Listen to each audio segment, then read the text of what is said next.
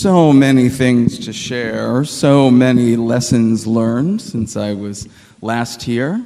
Thank the Lord, there have been things learned since I was last here. But here's where I want to start. In 1987, if you were alive then, put your hand up, okay? In some rooms these days, many hands don't go up. In 1987, I was working as a temporary employee. I was working as a temp in downtown Boston. I was working for Boston Safe Deposit and Trust Company, a very august institution, private banking institution for those with a big bundle of cash. I was working at the time in the mortgage department. We were in the vault. Literally, that's what it was called. It was the basement level, and when you got into the elevator, it was actually gold. I don't know if it was real gold, but it was colored gold. The little button, V, you would hit. It was very dramatic, so I loved it. It took me down to the basement, but this was like no basement you've ever experienced before. This basement had a lot of gold.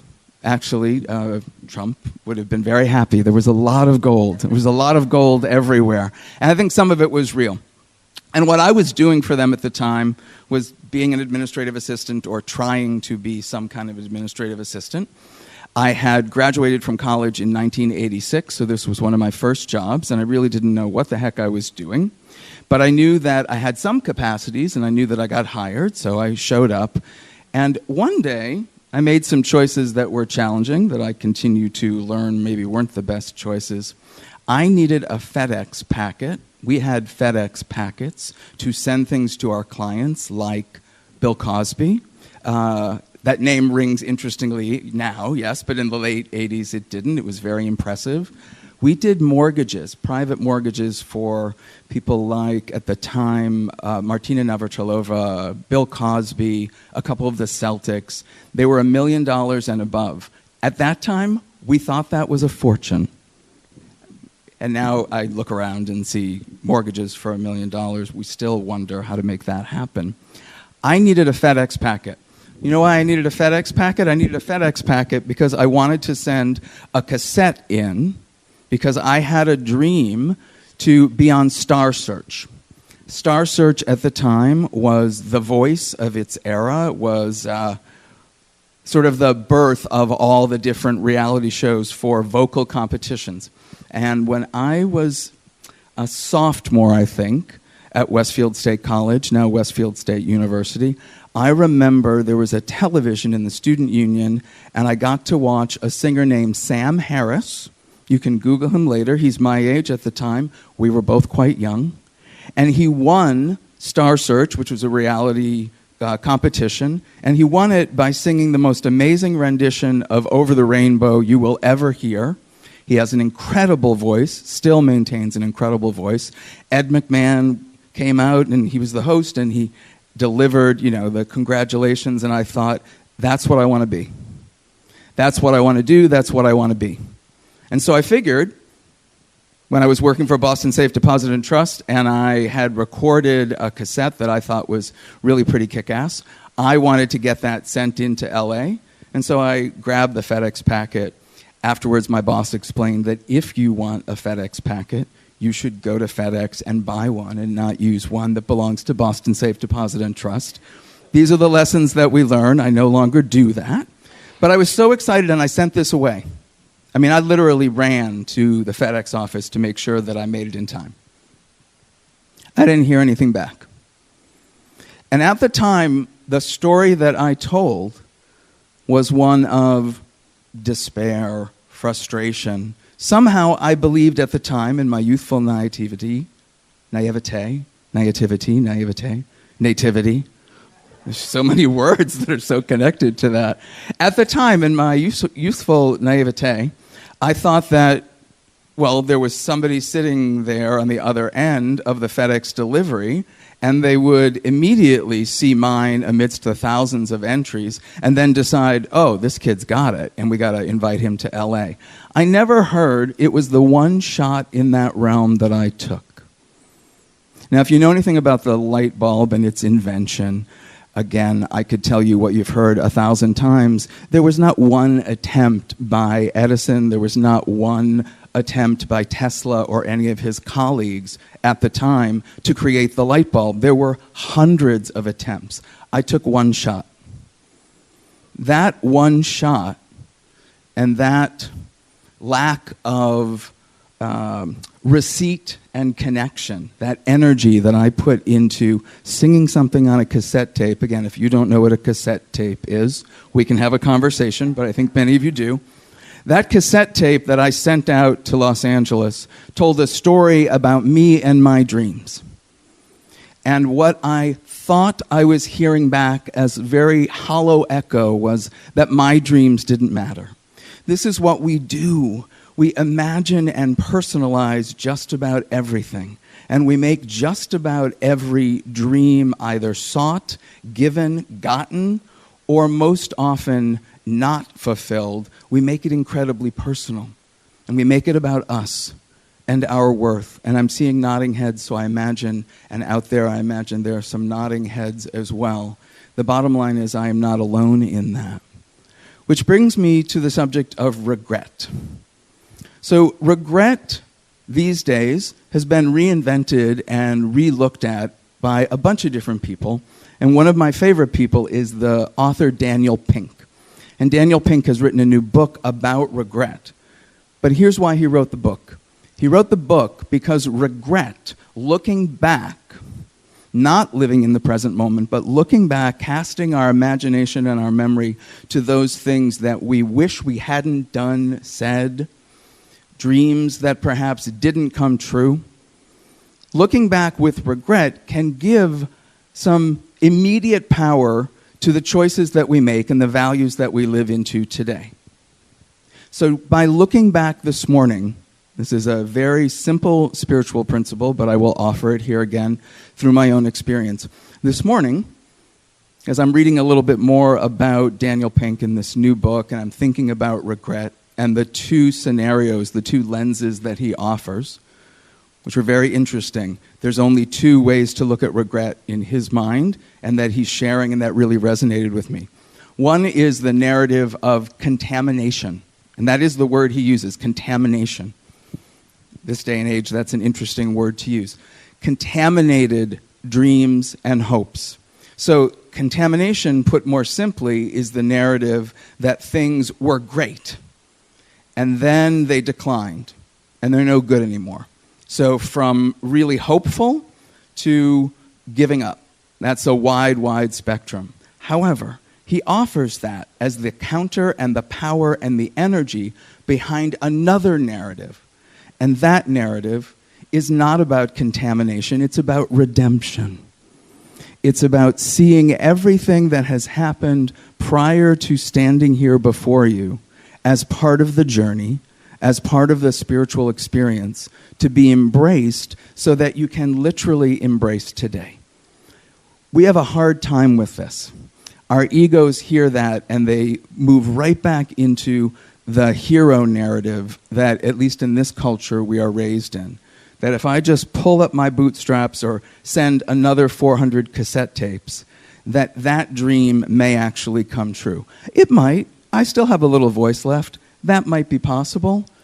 But if I don't find a way to cast my life, the experiences that I've had before I get here, into that second hopeful narrative, I am using that lens. I'm looking through that spiritual prism every morning at the things that aren't working, at the dreams that haven't come true, at the set list last night that we didn't quite make it through, at the lyric that was missed, or much more seriously, at the conversations we didn't have with our parents. This is a powerful Sunday for me to come and preach anywhere, because it lives between Mother's Day and Father's Day. And as I've preached here before, both of my parents are gone. And I think a lot about them in the Sundays between Mother's Day and Father's Day. I think about conversations that I missed. I think about ways in which my heart held things really tightly. And this morning, God helped out with that conversation by shooting me a picture on my phone. I don't know if you have this feature on your iPhone, but it pulls photos, and I don't know magically how this algorithm works, but somehow photos show up, and I either think, oh, that's delightful, redemption, or I think, oh God, do I really look like that? Contamination. And this photo was of my father standing in front of a new, at the time, Jeep, an orange Jeep that I thought I wanted more than anything. And I was visiting my father when he was starting to decline. He was living in Florida, and I visited him, and I thought, for one last Father's Day, we're going to do something that feels really bonding to him. We grew up in Michigan. His father was an electrical engineer who built some of the Ford plants. So he's got this real affinity for American-made cars. They probably aren't made in America. But we went to go car shopping. And my father had declined a little bit too much to take that in. And I remember I was so disappointed. I was so disappointed when we got in this Jeep, and I was all excited. I wasn't buying it that day. I was in Florida. I live in Massachusetts. We were just looking. And I said, Dad, what do you think? My expectation was that he would be delighted. What my father said was, I hate this car. I hate this car and I hate this color. Are we going to go home? And in the moment, I didn't have any of that understanding. The little boy in me didn't want to be the adult who understood that my father's cognitive processing didn't allow him to even know where we were. And so this picture is of that day. And he's standing like this in front of the car. And he's looking a little, not bemused, confused. And even as I look at that picture, I want to give it a different narrative.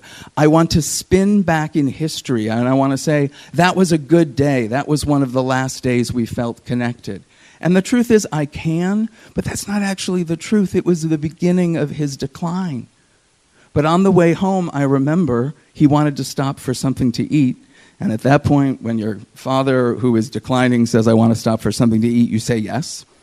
And I remember he wanted a margarita, and we went to Chi-Chi's, maybe? I think at Chi-Chi's, this was in Florida, some chain restaurant. And I remember the waiter was so incredibly kind. His heart was so wide open. He came over to the table, and my father ordered a margarita and was able to do that. For better or for worse, what that says about my father. He had that ready to go. And I remember the waiter looked at me. You may have experienced this. He looked at me. He looked at my father. He looked back at me as if to say, is it okay I give him a margarita? And I smiled and said, sure.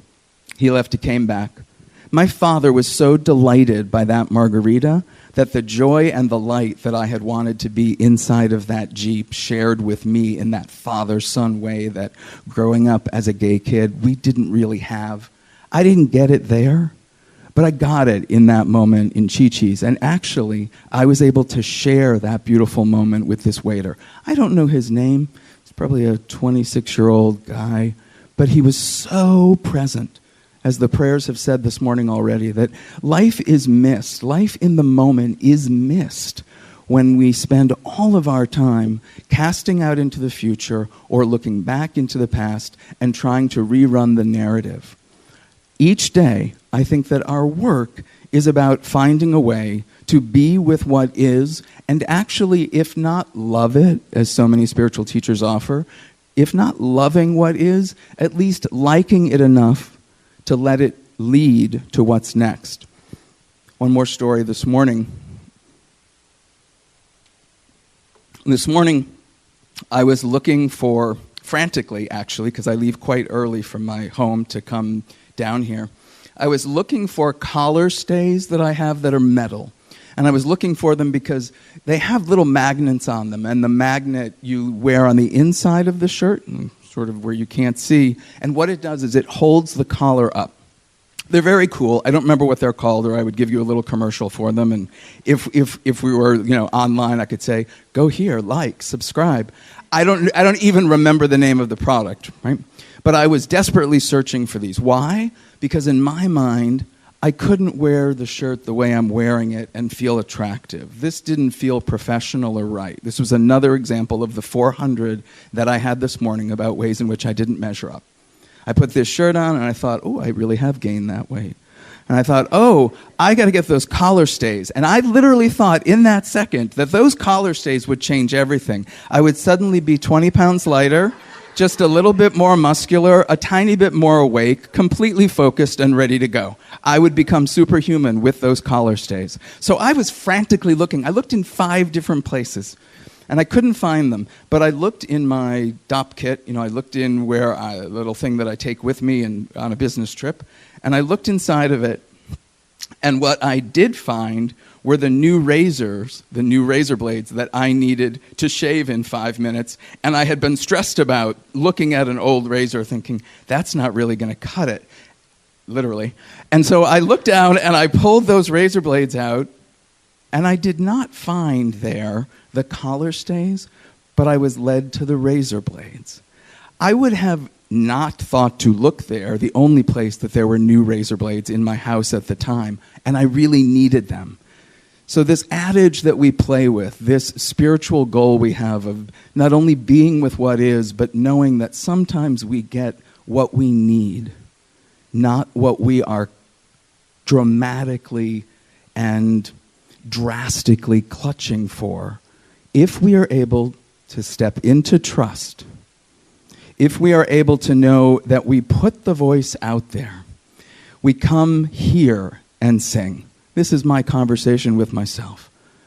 I didn't make it to Star Search, but I stopped trying. And it's a little painful and a little joyful when anyone in any space I'm in, if they are kind enough to offer me a compliment and say something like, which they did for many years, not knowing I had sent that cassette tape, you should be on Star Search. Your voice is like Sam Harris. It's really good. Like, do you know, it's really good. You could be on Star Search. Or the woman the other day who said to me, I was doing a workshop actually in Harwich. I've done a bunch on the Cape recently, and I have thought of all of you. She came up to me, and I did sing something in that workshop, and she said, you should be on Broadway. And what I hear in that, again, I want you to translate this to your own lives. What I hear in that is the immediate invitation to comparison and regret. Lovely, lovely sentiment, very kind, lovely for her to offer that to me. What I hear is, oh, you're right. I think you're right. I'm not. I'm 58. I never will be. And I move into that contaminated. It's such a powerful word, but I like it. I let my own head and heart and my gifts be contaminated. And I have to rise through that. I say thank you, and I walk away, but that actually has a little bit of a cost. And so this morning when I woke up, I spent a little bit more time with God. I spent a little bit more time in the sadness and the grief of my own regret as I own who I am, where I am, what I am, in relation to all those things I am not. Because this is what I got. I got this body. It's a little bit heavier than I'd like. It's 58, moving quickly towards 60. Some moments I can be excited about that. Other moments I can be in despair. In between, literally, is God. I put together a playlist for my approaching 60, and I shared this with Jack and Oriana a little while ago. It starts with a song by the Pet Shop Boys. Again, I'm very based in the 80s. It's when I went to college. Which is called It's a Sin. And it is a song about essentially growing up gay and being told by the church that you don't matter. And the lines,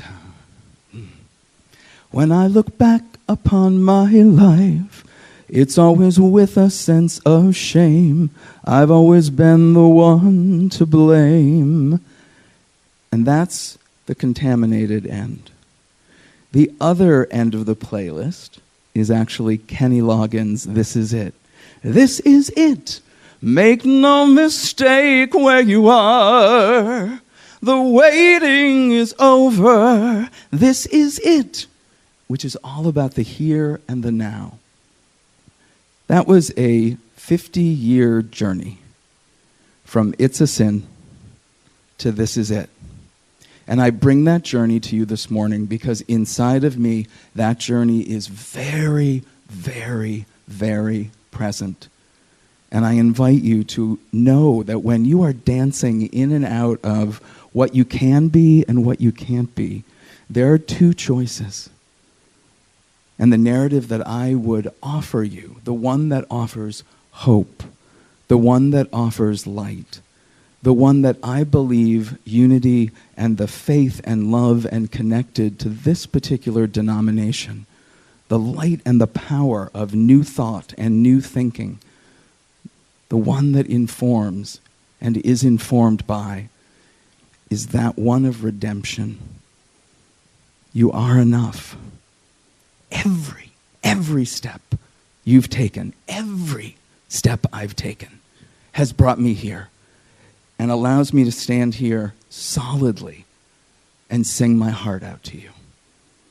Each of you have that capacity to redeem yourselves through the light and power of the divine spark within, once again opening your eyes to redemption and release, to find space for the promised land, which is that place of hope available in every moment and every breath.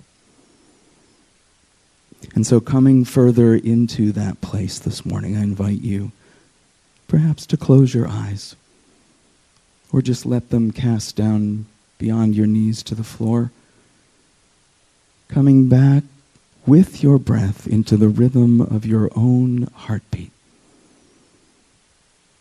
Breathing in and out in your own rhythm and time.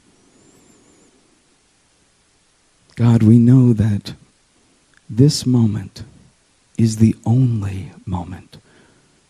We know that as we breathe, as our heart continues to align with good within, we are able to see the good without us, the good around us, the light and the hope available. And so we breathe into that now, breathing in and out. And so it is.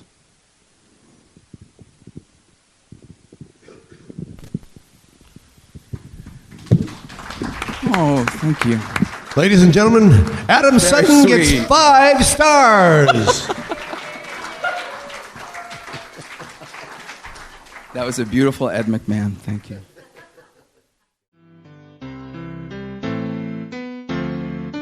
You have been watching the message from our Sunday celebration service here at Unity on Cape Cod, providing a positive path for spiritual living. Please join us every Sunday morning at 10 a.m. at 147 Walton Ave, Hyannis, Mass., and visit us online at unityoncapecod.org. This video was made possible in part through a grant from Unity Worldwide Ministries and the Templeton Foundation.